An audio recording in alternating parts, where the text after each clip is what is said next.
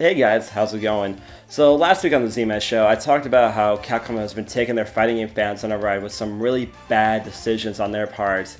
But on the flip side, some of Capcom's other games have been doing fairly well in recent years. We had Resident Evil 7 come out last year to a lot of critical praise. Then we had Monster Hunter World come out earlier this year, which made Capcom a lot of money. And there's one series that they've been taking a liking to recently, one series that they've brought back from the grave in a big way with Megaman. We got several collections like the Anniversary Collection for PS4, Xbox One, and Switch. And now we got the X Collection coming out, and even a new Mega Man game with Mega Man 11. And there's one piece of the puzzle that Mega Man fans have been clamoring for over the years. One thing left, and that is a new Mega Man Legends. This is kind of weird for me, as back in the day, the Legends games weren't the most appreciated of games. They got, not the biggest critical praise, and they didn't sell as well as other games at the time, so why have they become cult classics over the years? Well, let's take a look. I have Mega Man Legends 1 and 2 downloaded on my PS3, so let's take a look at Mega Man Legends 1. Let's check it out. It's really hot in this room right now. In a world covered by endless water, people are forced to eke out. Love that opening dialogue. Now, I'm 8 years old and only played the 2D titles on the NES. What the hell is this? Dungeons? A treasure chest? Crystals being used as currency? Waifus? This Mega Man Legends of Zelda? Like that joke hasn't been made before. This is a surprising take on the Mega Man games, going from 2D platforming to 3D dungeon crawling, RPG action adventuring. Let's hit the town, buy a bit of pornography, and see what's going down. Oh no, pirates. This is my kind of place. The general plot of Mega Man Legends 1 is that us, Mega Man Volnut, is trying to stop pirates from blowing up the island. Okay, there's a little bit more to it than that, but no spoilers here, dog. One thing I gotta give Inafune's team credit for is the world they created. Catalog's Island is certainly a living, breathing town with life, an active police force, many NPCs to talk to, and mini games to play. While not as intricate as something say like, Shenmue, it is cool seeing such a city exist in a Mega Man game, and a Mega Man game from 1997 at that. Outside the town, there is an elaborate dungeon system underneath the surface with many bad guys to blast and loot to collect.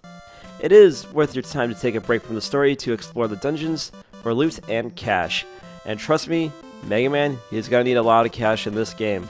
Another thing I have to give Capcom credit for is the surprisingly decent voice acting. It isn't perfect, but for the time, this is some quality stuff.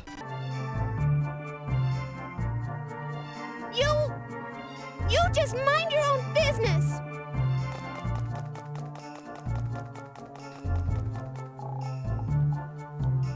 Oh, don't mind her, Mega Man. She's just a tsundere. The music is a bit lacking, though. Some of the boss themes are cool, but the main theme for the town is pretty meh, and the dungeons don't really have music as much as just ambient noises.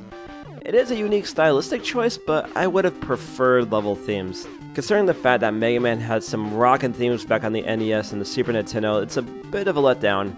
And that noise that plays when Mega Man gets detected by Reaver bots, yeah, they could just take that out. Unlike previous games, Mega Man doesn't gain new weaponry from defeating a boss, but by finding loot in the dungeons. Cool, I could dig it. My favorite weapon to use is the machine gun, but each weapon has their uses.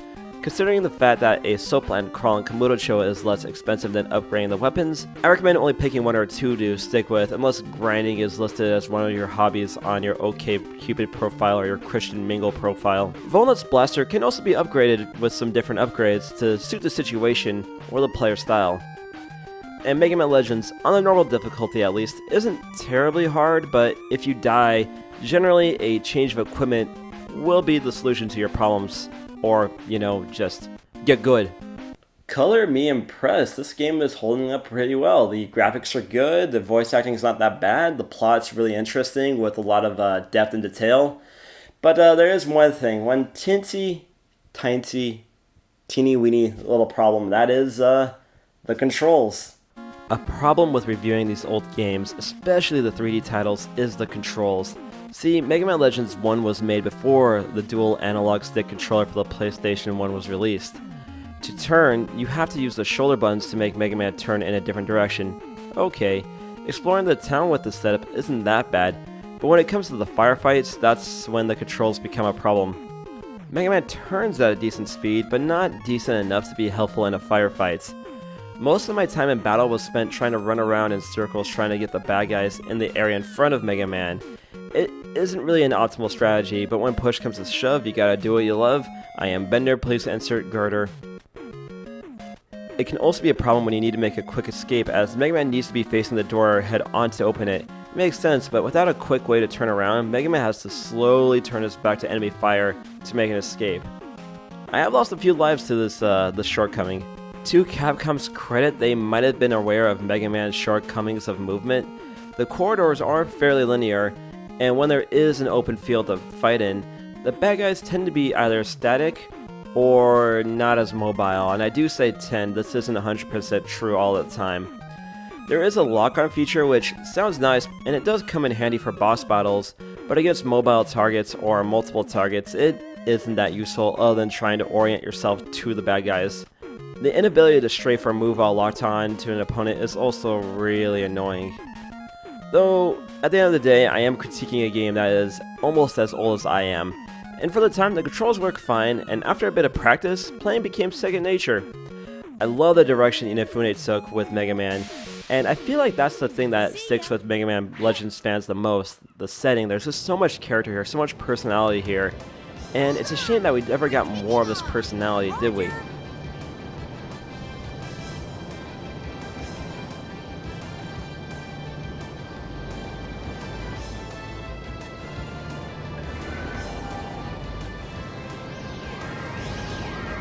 Like I said in the video, I am being a little bit harsh here. This is a game nearly as old as I am, but it holds up a lot better than I have over the years. And I do recommend checking it out. It is a pretty fun game, and once you do learn its controls and get accustomed to its own rule set, it's a fun little game to check out. And it's a fairly big game for the time. Anyway, I have the sequel downloaded here on my PS3 too, so let's take a widow look at Mega Man Legends 2. Alright, let's take a quick look at Mega Man Legends 2. The plot from the first game is expanded upon here, and the whole game has a darker feel to it. We're no longer in the bright town of Cadillacs Island, instead we're in what looks to be Soviet Russia. Poon is pleased. World is somber this time around, and Mega Man went through reverse puberty. Roll! Breakfast ready! I made the eggs just the way you like them. The only thing I will say here is that the controls are much improved. They figured it out. Left analog stick to move and right stick for the camera. It's freaking genius. Look how happy I am with the camera. Yay, Capcom, you did it. And now Mega Man can move while locked onto something. Die, you stupid rabbit. It's been a while since I've played Legends 2, but I'm looking forward to jumping back in and exploring the world and collecting some loot. Yeah. And there you have it, Mega Man Legends 1 and 2. They're both really fun games for what they're worth. And I can see why people really like the games. They have so much character to them, they have so much uniqueness to them, and compared to the other Mega Man games, they don't really fit in line with the timeline, but they take the Mega Man franchise into new directions that really wasn't expected at the time, and to this day really weren't expected. I think if they remade these games now for PS4 and Nintendo Switch, I think they'd be big hits with, improved controls, improved graphics, improved voice acting. I think it'd be a big hit, and then when those sell really well, we'll get Mega Man Legends 3 finally, and we can finally finish off this trilogy. And then I can finally wake up from this nightmare we call reality. That was a really dark way to end this video.